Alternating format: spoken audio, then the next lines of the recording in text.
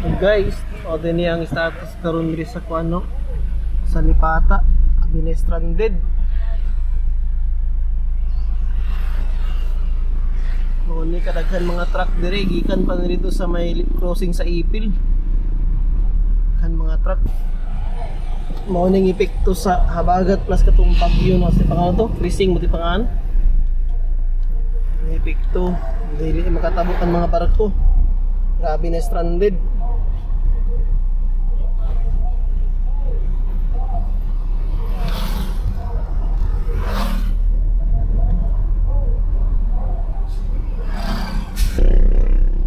Grabe na sakyanan sa Flash Express, GNT. Shout out na sa mga nag-order. Yung mga parcel, di apa stranded. Walang ka ng wat-wat lang, kaya wate mahimo aning daot na panahon. Sabi nila ka taas guys, nanin sa mga 4 km, siguro mga 3 km ng ilang linya. Ikan sa Ipilipata na triangle largo sa pier dito sa may Lipata port mismo. Ganda, panisabos pa kunong Surigao.